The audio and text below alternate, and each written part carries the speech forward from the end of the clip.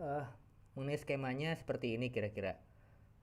Untuk peer to peer lending itu hampir mirip bank sebenarnya sih, cuman bedanya adalah lenders itu yang pemilik dana, sedangkan borrowers orang yang membutuhkan dana.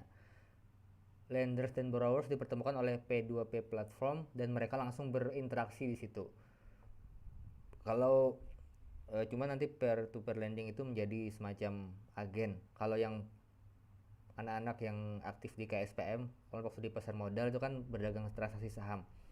Mereka langsung membeli saham di pasar modal melalui Bursa Efek Indonesia. Cuman kendaraan mereka untuk berhubungan dengan itu memakai perusahaan sekuritas. Kalau di kita kan kerjasama dengan Pintraco Sekuritas.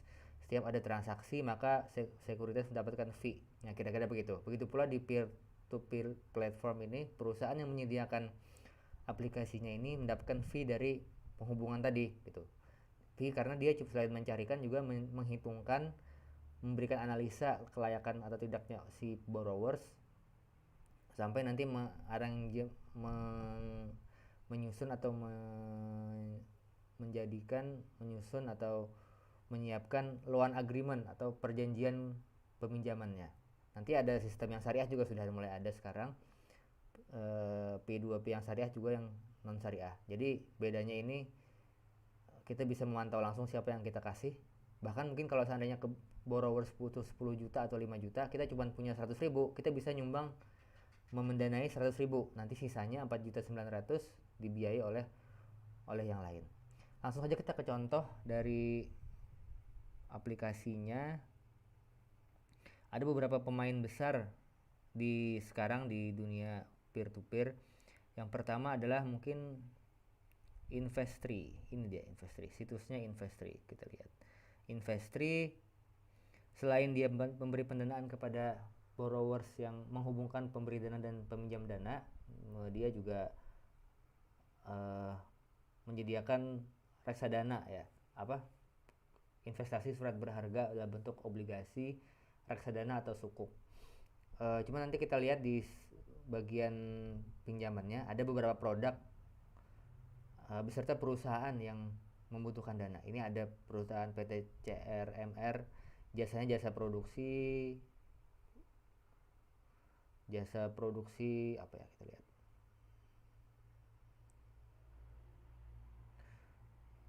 Kalau kita mau mendanai butuhnya 720 juta. Kayak misalnya account payable ini berarti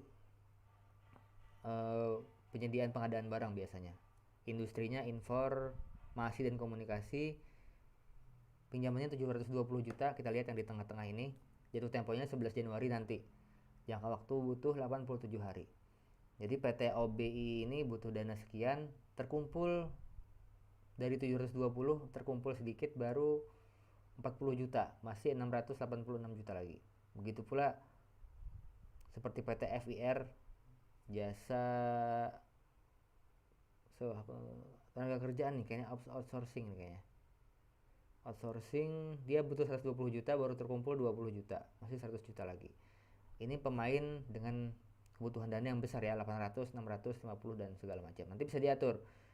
Ada yang untuk usaha kecil, ada usaha besar. Nanti juga Anda lihat ada imbal hasil 16% per annum, artinya 16% keuntungan yang didapat atau bunganya per tahun, PA itu per annum atau per tahun. Dan ada A plus dan A3, ini bukan ukuran kertas, tapi A3 ini dan A2 rating kredit. Jadi Investri menilai perusahaannya apakah layak atau tidak. Kalau layak maka dapat nilai yang tinggi, mungkin A plus atau AA plus. A3 mungkin masuk kategori A juga, tapi mungkin di bawah dari A plus. Dari mana penilaiannya itu? Berasal dari mata kuliah seperti yang kita pelajari mata kuliah manajemen pembiayaan, benar.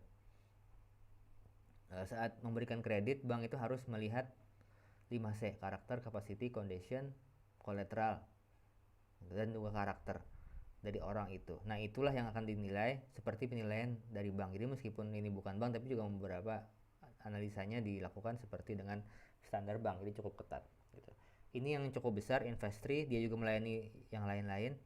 Juga ada Amarta, ini yang untuk UMKM.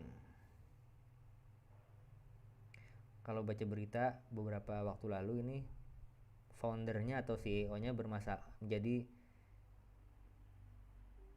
penasehat penasehat presiden, itu kan karena dia dianggap memiliki inovasi. Amarta ini fokusnya ke UMKM.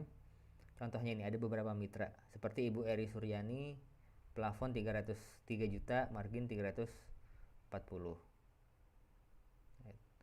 Ada Ibu Mutik pedagang pakaian, ini cuma contoh sebenarnya. Kalau kita masuk login, maka akan didapat berapa orang-orang yang pengusaha mikro atau kecil yang membutuhkan pembiayaan. Ini ada Ibu Mutik 33 juta, plafon itu maksudnya kebutuhan dia gitu, batas atas pembiayaan dia, margin yang didapat 345.000, 50 minggu berarti setahun. Kalau kita punya dana 3 juta maka atau nanti kita bisa memberikan dana lebih dari itu. Nanti kalau kita login mau bikin akun, kita bisa menyetor dana dan akan disalurkan oleh Amarta ke beberapa pengusaha UMKM ini. Ini contohnya gitu. 3 juta sampai 345, harganya 345.000. Ini memang salah satu cara dalam pemberian dana modal kepada para pengusaha kecil menengah gitu, bahkan mikro. Dari data Amarta itu ada 2 triliun sudah disalurkan, lumayan ya, selama 2 tahunan kalau nggak salah, 3 tahun. Ada 500.000 pengusaha mikro, dapat angka 2,6 triliun yang cukup kecil sebenarnya, karena jumlah pembiayaannya itu kecil-kecil. Kan tadi 3 juta, 5 juta paling banyak. Kalau kayak Investri kan sampai 700 juta, mungkin dana yang disalurkannya mungkin lebih, mungkin belasan miliar. Dan 90% kelancaran gitu.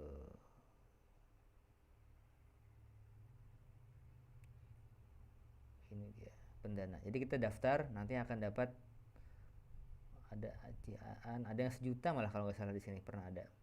Ibu Eno plafon 4.500.000, margin 500.000. Jadi kita memberikan 4,5 juta, dapat margin 517. Nanti bisa kita semua menyuplai itu, menyediakan 4,5-nya, atau kita cuma menyediakan setengahnya bisa. Nanti dari aplikasi kita akan dimudahkan. Jadi memang teknologi ini memudahkan dan juga mengancam dunia perbankan. Tapi sebenarnya bukan mengancam ya, membuat perbankan masuk ke dunia baru gitu. Jadi ini bentuk investasi juga, sama-sama. Jadi investasi bukan cuma kayak di bidang saham, reksadana atau sukuk, mendanai orang langsung, karena kan sebenarnya beli saham juga memberikan dana atau modal kepada perusahaan emiten kan. Nah ini juga sama, tapi yang diberikan dana bukan perusahaan besar, cuman para pengusaha mikro. Jadi investasi intinya bisa rugi juga. Apakah ini pasti untung? Ya enggak menjamin 100%, cuman paling tidak dengan rate kelancaran angsuran 90%, 90% pembiayaan itu lancar. Jadi hanya sedikit yang macet. Tapi juga namanya pengusaha usaha mikro juga resikonya ya lumayan sih gitu. Ada resiko tersendiri. Oke, ini Amarta. Terus ada lagi yang agak lagi ngetrend tuh Coinworks.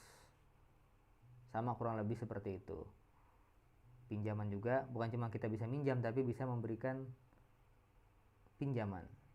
Bentuk investasi kita dalam bentuk ini. Ya ada risikonya sesuai dengan risiko yang dia kan. Lihat.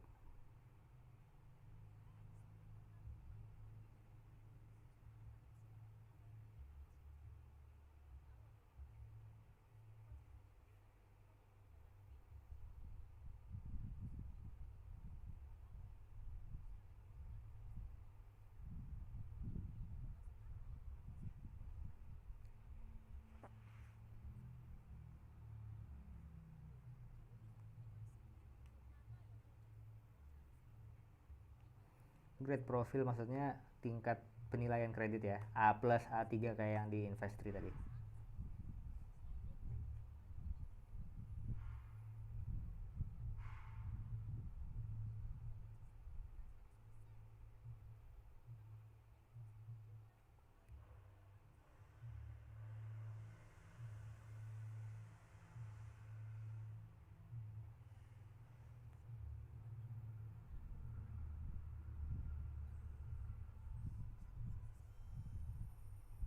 Oke, kata kuncinya pendanaan dan pinjaman.